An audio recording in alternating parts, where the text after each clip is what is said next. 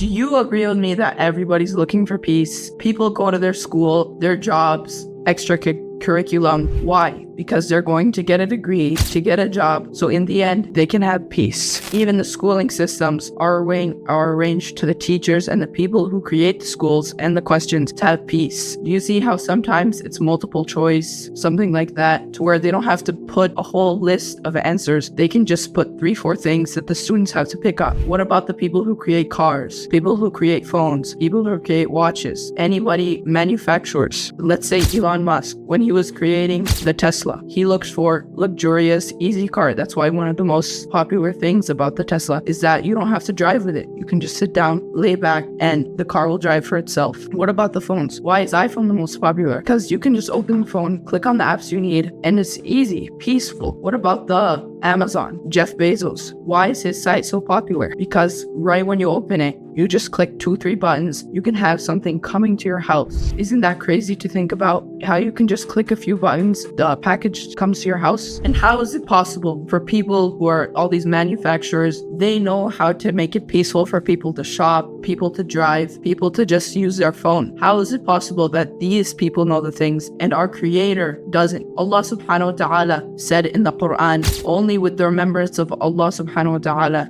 can you find peace. That's why when we read the Quran or pray, we give peace to our soul. Yes, maybe there's some ways to give peace to the physical body through phones, things like this, but the only way to give peace to your soul is the remembrance of Allah subhanahu wa ta'ala. Some people don't see peace in going for prayer. Some people don't see peace in memorizing or reading the Quran. But sometimes, don't you see your uncles or your father or your grandparents, they lay down, when they're driving their car, they're listening to Quran. Why is that? Because Quran and prayer brings peace. When you're going to pray, sometimes people feel like, oh, I don't want to pray, I just want to sit at home. But there are ways prayer brings peace to the soul. So think, does your soul have peace? Have you tried many times to bring peace to your soul or bring peace to yourself? If you haven't found a way to bring peace, or you just find ways to temporary peace just for a few minutes or just for a few hours, then let's open up the Quran, read the Quran, and see how it affects us. Allah subhanahu wa ta'ala promised that just for every few times you feel as if you have peace. Have you tried everything? Has there been something that just you can't get off your mind? Something, you have a good job, you have all this, but you just can't seem to find peace? Then what I would recommend for you to do is to open the Quran. Say something,